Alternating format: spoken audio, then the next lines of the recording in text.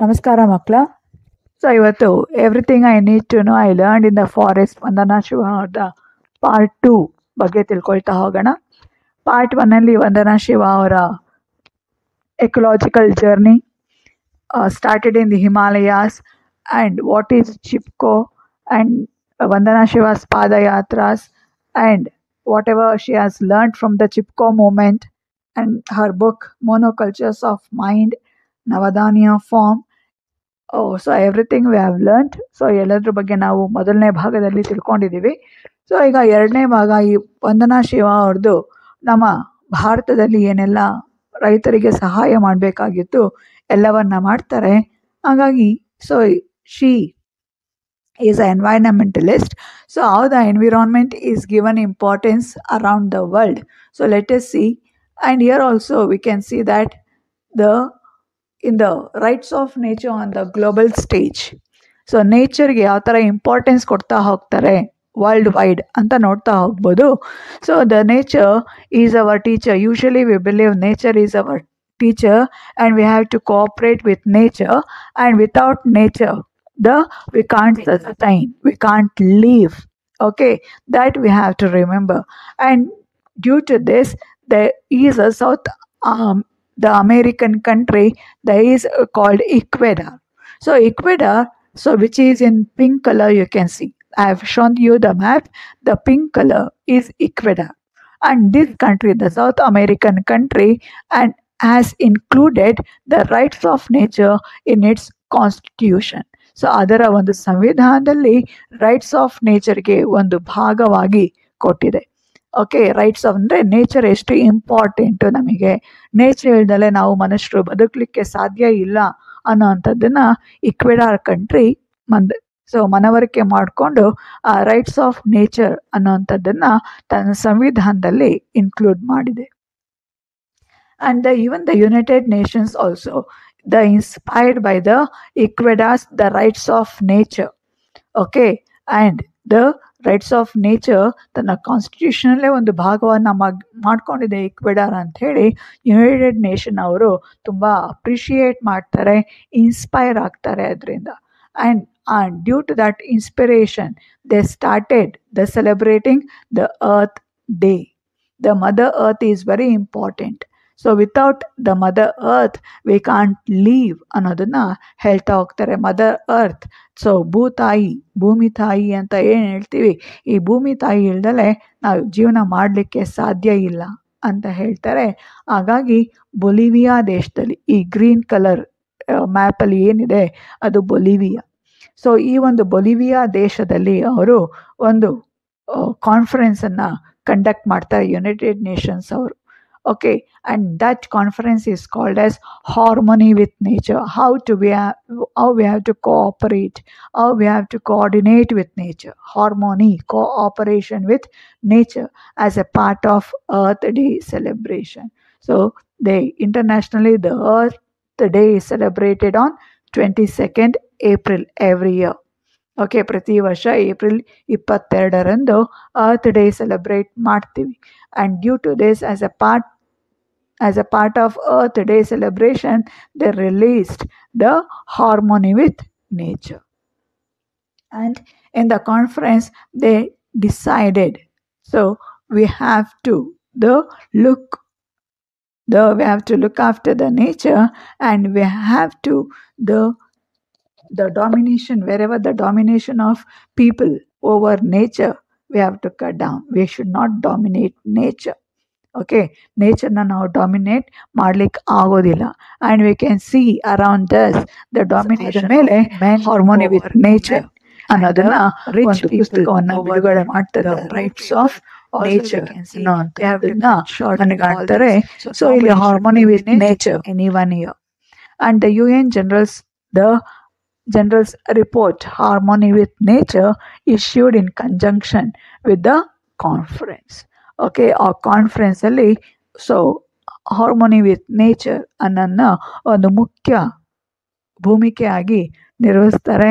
ಆ ಕಾನ್ಫರೆನ್ಸ್ ಆದ ಮೇಲೆ ಹಾರ್ಮೋನಿ ವಿತ್ ನೇಚರ್ ಅನ್ನೋದನ್ನು ಒಂದು ಪುಸ್ತಕವನ್ನು ಬಿಡುಗಡೆ ಮಾಡ್ತದೆ, ರೈಟ್ಸ್ ಆಫ್ ನೇಚರ್ ಅನ್ನೋ ಅಂಥದ್ದನ್ನು ಮನಗಾಣ್ತಾರೆ. ಸೊ ಇಲ್ಲಿ harmony with nature the it ಆ ಒಂದು ಕಾನ್ಫರೆನ್ಸ್ ಆದ ನಂತರ the report tells us about the reconnecting with nature because we have spoiled the nature. How we should reconnect with the nature it tells. Harmony with nature ಒಂದು ಕಾನ್ಫರೆನ್ಸ್ದ ಮುಖ್ಯ ಭಾಗವಾಗಿ ಹೇಳ್ತಾ ಹೋಗ್ತಾರೆ. ನೇಚರ್ನ ನಾವು ಆಲ್ರೆಡಿ ಡಿಸ್ಟರ್ಬ್ ಮಾಡಿಬಿಟ್ಟಿದ್ದೀವಿ, ಹಾಗಾಗಿ ಮತ್ತೆ ನೇಚರ್ ಜೊತೆ ಬದುಕಬೇಕು, ನಾವು ರೀಕನೆಕ್ಟ್ ಮಾಡ್ಕೊಳ್ಬೇಕು ಅಂತ ಅವರು ಮನಗಾಣ್ತಾರೆ. And we should not disturb environment. Okay, environmental destructive behaviour, ನಾವು ಏನೆಲ್ಲ ಡಿಸ್ಟ್ರಕ್ಟಿವ್ ಬಿಹೇವಿಯರ್ ಮಾಡ್ತಾ ಇದ್ದೀವಿ ಅದು ತಪ್ಪು. So it is a failure of the human beings. We can't protect the environment. So we are not protecting the environment. ಪರಿಸರವನ್ನು ನಾವು ಹಾಳು ಮಾಡ್ತಾ ಇದ್ದೀವಿ. ಓಕೆ, ಸೊ ಅದನ್ನು ಕಾಪಾಡ್ಕೊಳ್ತಾ ಇಲ್ಲ. ಏನಕ್ಕೆ ಅಂದರೆ ಅದು ಫೇಲ್ಯೂರ್ ಆಫ್ ಹ್ಯೂಮನ್ ಬೀಯಿಂಗ್ಸ್. ನಾವು ಅದನ್ನು ಕಾಪಾಡೋ ಥರ ನಾವು ಅದನ್ನು ಮನವರಿಕೆ ಮಾಡ್ಕೊಳ್ಬೇಕು ಅಂತ ಹೇಳ್ತಾರೆ. And also the human being should believe that they are an inseparable part of nature and we should not damage it. ನಾವು ನೇಚರಿಂದ ಸಪ್ರೇಟ್ ಆಗಿ ಬದುಕಲಿಕ್ಕೆ ಸಾಧ್ಯ ಇಲ್ಲ. ಓಕೆ, ಆ ನೇಚರ್ನ ನಾವು ಡ್ಯಾಮೇಜ್ ಮಾಡಲಿಕ್ಕೂ ಸಾಧ್ಯ ಆಗೋದಿಲ್ಲ. ನೇಚರ್ನ ಡ್ಯಾಮೇಜ್ ಮಾಡಿದ್ರೆ ನಮಗೆ ನಾವೇ ಡ್ಯಾಮೇಜ್ ಮಾಡ್ಕೊಳ್ಳೋಂಗಾಗತ್ತೆ. ಹಾಗಾಗಿ ಈ ಸಪರೇಟಿಸಮ್, ಪ್ರತ್ಯೇಕತೆ ಅನ್ನೋವಂಥದ್ದು ಏನಿದೆ, so that is a root of disharmony. So ನಮ್ಮಲ್ಲಿ ಕೋಆಪರೇಷನ್, ಕೋಆರ್ಡಿನೇಷನ್ ಇಲ್ಲ, ನಾನ್ ಕೋಆಪರೇಷನ್ ಇದೆ ವಿತ್ ನೇಚರ್. ಸೊ ನಾವು ನೇಚರ್ ಜೊತೆ ಬಾಳ್ವೆ ಮಾಡ್ತಾ ಇಲ್ಲ. ಸೊ ನೇಚರ್ ಜೊತೆ ಬಾಳ್ವೆ ಮಾಡಿಲ್ಲ ಅಂದಾಗ it is a violence against the nature and people. So ನಾವು ನೇಚರ್ಗೆ ಹೊಂದ್ಕೊಂಡು ಬಾಳ್ವೆ ಮಾಡಬೇಕು, ಇಲ್ಲ ಅಂದರೆ ನೇಚರ್ ಮತ್ತು ಪೀಪಲ್ ಇಬ್ರಿಗೂ ತೊಂದರೆ ಆಗುತ್ತೆ. ಸೊ ಇದ್ರ ಬಗ್ಗೆ, ಸಪರೇಟಿಸಮ್ ಬಗ್ಗೆ ನಮ್ಮ ಸೌತ್ ಆಫ್ರಿಕನ್ ಎನ್ವಿರಾನ್ಮೆಂಟಲಿಸ್ಟ್ ಕಾರ್ಮ್ಯಾಕ್ ಕುಲಿನನ್ ಅನ್ನೋರು ಒಂದು ಅಪಾರ್ಥೈಡ್ ಬಗ್ಗೆ ಮಾತಾಡ್ತಾ ಹೋಗ್ತಾರೆ. ಬಿಕಾಸ್ ಆಫ್ರಿಕಾದಲ್ಲಿ ಅಪಾರ್ಥೈಡ್ ತುಂಬ ಜಾಸ್ತಿ ಇತ್ತು. ಅಂದರೆ Europeans powers over the African people. ಅಲ್ಲಿ ಬಿಳಿಯರ ಒಂದು ದಬ್ಬಾಳಿಕೆ, ಕರಿ ಜನ, ಆಫ್ರಿಕನನ್ನು ಕರಿಯರು ಅಂತ ಕರೀತಾ ಇದ್ರು. So the world joined anti apartheid movement to end the violence suppression of people on the basis of colour. ಹಾಗಾಗಿ ಒಂದು ಆ್ಯಂಟಿ ಅಪಾರ್ಥೈಡ್, ನಾನ್ ಸಪ್ರೇಟ್ನೆಸ್. ಅಪಾರ್ಥೈಡ್ ಅಂದರೆ ಸಪ್ರೇಟ್, ಸೊ ಆ್ಯಂಟಿ ಅಪಾರ್ಥೈಡ್ ಅಂದರೆ ನಾನ್ ಸಪ್ರೇಷನ್. ಆ ಒಂದು ಆ್ಯಂಟಿ ಅಪಾರ್ಥೈಡ್ ಮೂಮೆಂಟನ್ನು ತಗೊಂಡು ಬರ್ತಾರೆ. ಆ ಮೂಮೆಂಟಲ್ಲಿ ಸೊ ಯಾವ ಥರ ಕಲರ್ ಬೇಸಿಸ್ ಮೇಲೆ ಮನುಷ್ಯರನ್ನ ಡಿಸ್ಕ್ರಿಮಿನೇಟ್ ಮಾಡ್ತಾ ಇದ್ರು, ಬಿಳಿಯರು, ಕರಿಯರು. ಸೊ ಅದೆಲ್ಲ ತಡೆಗಟ್ಟಬೇಕು ಅಂತ ಹೇಳ್ತಾರೆ. And also we should come out of the illusion of separateness of humans from nature in our minds and lifes. So ನಾವು ಮನುಷ್ಯರು ಸಹ ನಾವು ನೇಚರಿಂದ ನಾನು ಸಪ್ರೇಟು ಅನ್ನುವಂಥದ್ದನ್ನು ನಮ್ಮ ಮನಸ್ಸಿನಿಂದ, ನಮ್ಮ ಜೀವನದಿಂದ ತೆಗೆದಾಕಬೇಕಾಗುತ್ತೆ. ಯಾವತ್ತೂ ನೇಚರಿಂದ ನಾವು ಸಪ್ರೇಟ್ ಆಗಲಿಕ್ಕೆ ಸಾಧ್ಯನೇ ಇಲ್ಲ. ಸೊ ಮನುಷ್ಯರು ನೇಚರ್ ಜೊತೆನೇ ಬಾಳ್ವೆ ಮಾಡಬೇಕಾಗತ್ತೆ. So we should remove that in our minds and lifes. So we should always live with nature. So we should come out of the illusion. ನಮ್ಮ ಒಂದು ಭ್ರಮೆ, ಇಲ್ಯೂಷನ್ ಅಂದರೆ ನಮ್ಮ ಭ್ರಮೆ, ನಾವು ನೇಚರಿಂದ ಸಪ್ರೇಟಾಗಿ ಬಾಳ್ವೆ ಮಾಡ್ತೀವಿ ಅನ್ನೋವಂಥದ್ದು. ಸೊ ಆ ಭ್ರಮೆಯಿಂದ ಆಚೆ ಬರಬೇಕು ಅಂತ ಹೇಳ್ತಾರೆ. ನಮ್ಮ ಮನಸ್ಸಿನಲ್ಲಿ, ನಮ್ಮ ಜೀವನದಲ್ಲಿ ಆ ನೇಚರ್ ಅನ್ನೋದು ಹಾಸುಹೊಕ್ಕಾಗಿರಬೇಕು ಅಂತ ಹೇಳ್ತಾ ಹೋಗ್ತಾರೆ. ಅದಾದ ನಂತರ ಒಂದು the dead earth world view ಅಂತ ಹೋಗ್ತೀವಿ. ಓಕೆ, ಪ್ರಪಂಚದಲ್ಲಿ ಈ ಒಂದು ಡೆಡ್ ಅರ್ಥನ, ಈ ಮದರ್ ಅರ್ತ್ ಅನ್ನೋ ತಾಯಿ, ಭೂತಾಯಿಯನ್ನು ಡೆಡ್ ಮಾಡ್ತಾ ಇದ್ದಾರೆ. So dead earth, they'll call it dead earth because of industrialisation. So ನಮ್ಮ ಕೈಗಾರಿಕೆಗಳಿಂದ ನಮ್ಮ nurturing earth, vibrant earth, okay, ತುಂಬ ವೈಬ್ರೆಂಟ್ ಆಗಿರೋ ಅರ್ತ್ ಏನಾಗ್ತಾ ಇದೆ, ಡೆಡ್ ಆಗ್ತಾ ಇದೆ. The war against the earth began with the idea of separateness. Okay, the earth ನಾನು ಸಪ್ರೇಟು, ನೇಚರ್ ಸಪ್ರೇಟು ಅನ್ನೋಂಥ ಭಾವನೆ ಇಲ್ಲಿ ಬರೋ ಅಂಥದ್ದು ಅಲ್ಲಿ ನಮಗೆ ತಪ್ಪು ಅಂತ ಹೇಳ್ತಾ ಹೋಗ್ತೀವಿ. ಸೊ ಇಲ್ಲಿ the living earth has transformed into dead matter. ನಮ್ಮ ಮದರ್ ಅರ್ತ್, ಲಿವಿಂಗ್ ಅರ್ತ್ ಏನಿದೆ, ಇತ್ತೀಚೆಗೆ ಇಂಡಸ್ಟ್ರಿಯಲೈಸೇಷನಿಂದ it has transformed the dead matter. To facilitate the industrial revolution. So ಇಂಡಸ್ಟ್ರೀಸಿಂದ ನಾವು ಏನು ಒಂದು ಕೊಳಕಾದ ನೀರನ್ನು ಆಚೆ ಬಿಡ್ತಾರೆ, ಆ ಇಂಡಸ್ಟ್ರಿಯಲೈಸೇಷನಿಂದ ಏರ್ ಪೊಲ್ಯೂಷನ್ ಆಗುತ್ತೆ, ವಾಟರ್ ಪೊಲ್ಯೂಷನ್ ಆಗುತ್ತೆ. Okay, and see the next the raw materials and the dead matter replace the vibrant earth. ಟೆರ್ರಾ ನುಲಿಯಸ್ ರಿಪ್ಲೇಸ್ಡ್ ಟೆರ್ರಾ ಮ್ಯಾಡ್ರೆ. ಸೊ ರಾ ಮೆಟೀರಿಯಲ್ಸ್ಗೋಸ್ಕರ ಭೂಮಿಯನ್ನು ಅಗಿತಾ ಹೋಗ್ತಾರೆ.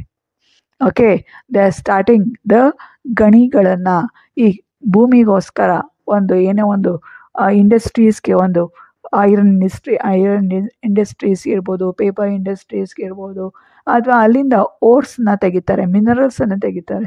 ಸೊ ಓರ್ಸ್ ಮಿನರಲ್ಸ್ ಎಲ್ಲಿ ಸಿಗುತ್ತೆ? ಭೂಮಿಯಲ್ಲಿ ಸಿಗುತ್ತೆ. ಆ ಭೂಮಿಯನ್ನು ಕೊರಿತಾ ಹೋಗ್ತಾರೆ. So because of this, so when they are doing all these activities for industrialisation, the vibrant earth ಅನ್ನುವಂಥದ್ದು. ಸೊ ಈಗ ನಮಗೆ ಟೆರ್ರಾ ನುಲಿಯಸ್ ರಿಪ್ಲೇಸ್ಡ್ ಟೆರ್ರಾ ಮ್ಯಾಡ್ರೆ. ಟೆರ್ರಾ ಮ್ಯಾಡ್ರೆ ಅಂದರೆ mother earth.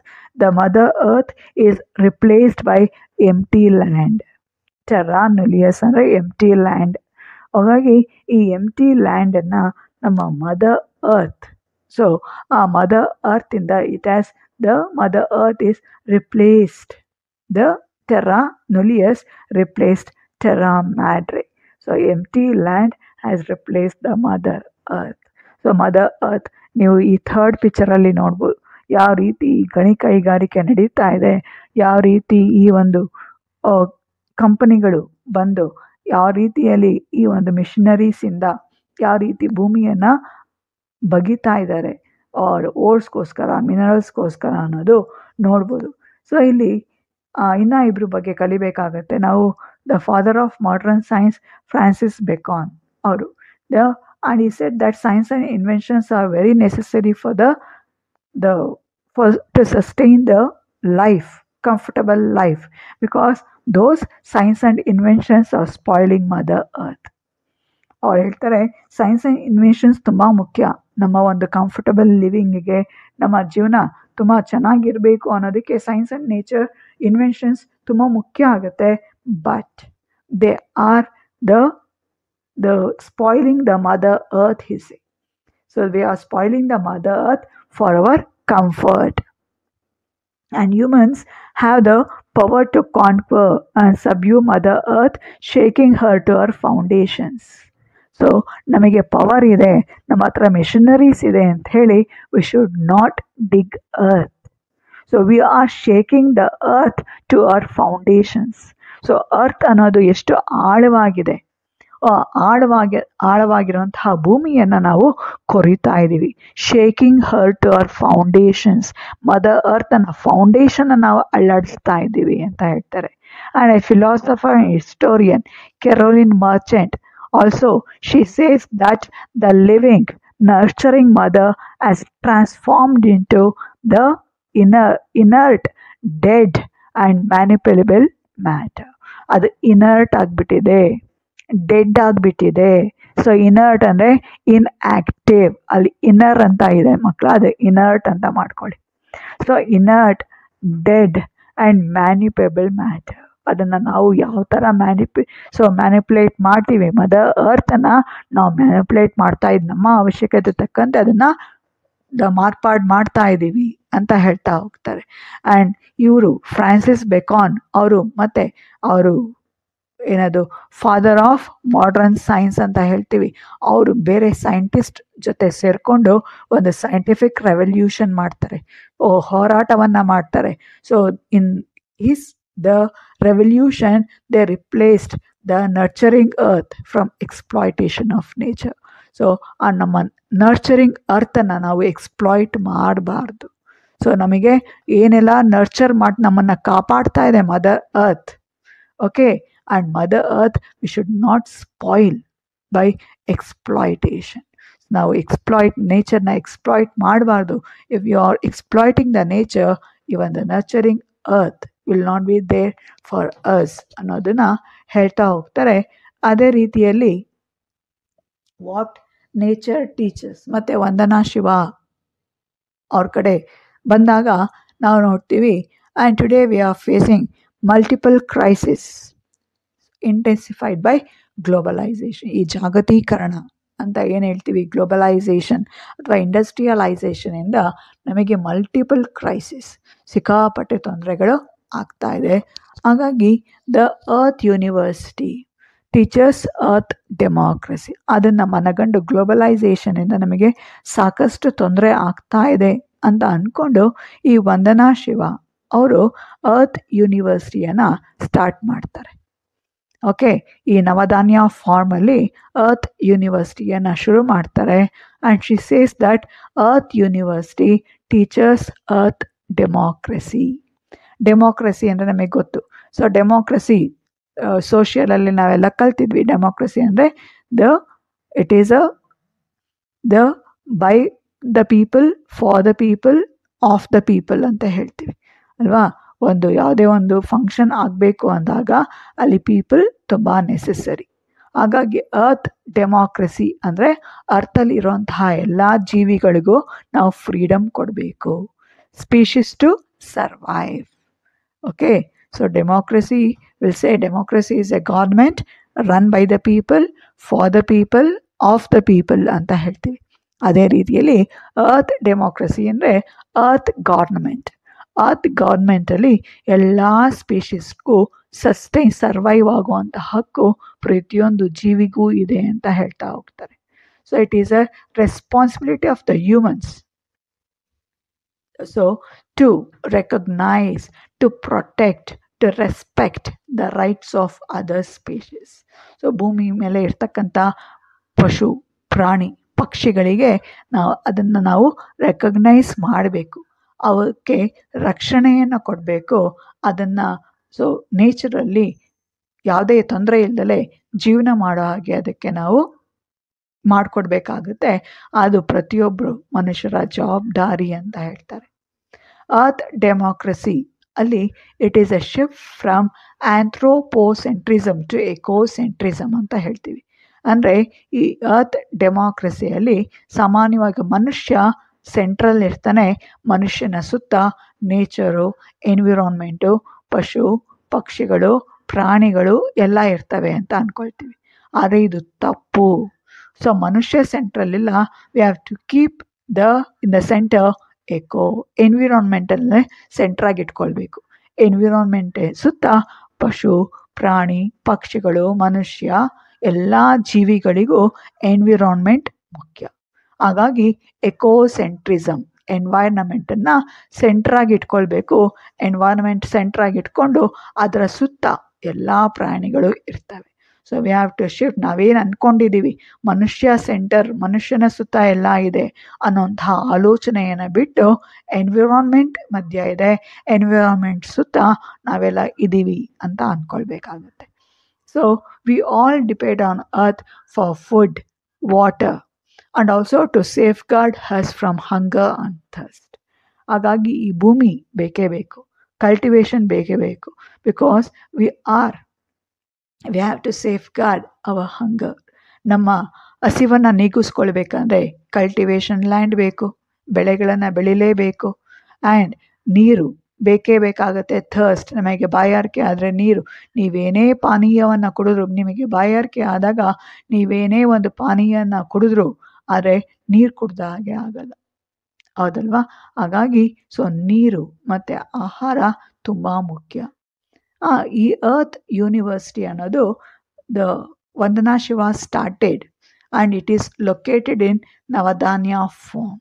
And she is got inspiration by the Rabindranath Tagore's Shantiniketan forest school ಅಂತ ಏನು ಕರಿತೀವಿ, ರವೀಂದ್ರನಾಥ್ ಟ್ಯಾಗೋರ್ ಅವರು ತೆರೆದಂಥದ್ದು. ಅಲ್ಲಿಂದ ಇನ್ಸ್ಪೈರ್ ಆಗಿ ಅವರು ಅರ್ತ್ ಯೂನಿವರ್ಸಿಟಿಯನ್ನು ಶುರು ಮಾಡ್ತಾರೆ ಅವರ ನವಧಾನ್ಯ ಫಾರ್ಮಲ್ಲಿ. ಅದರಲ್ಲಿ ಅವರು ಬಯೋಡೈವರ್ಸಿಟಿಯ ಬಗ್ಗೆ ಪಾಠವನ್ನು ಮಾಡ್ತಾ ಹೋಗ್ತಾರೆ. ಹಾಗಾಗಿ the participants in this university are farmers, students, the school children, okay, people across the world learn to work with living seeds, soil and web of life.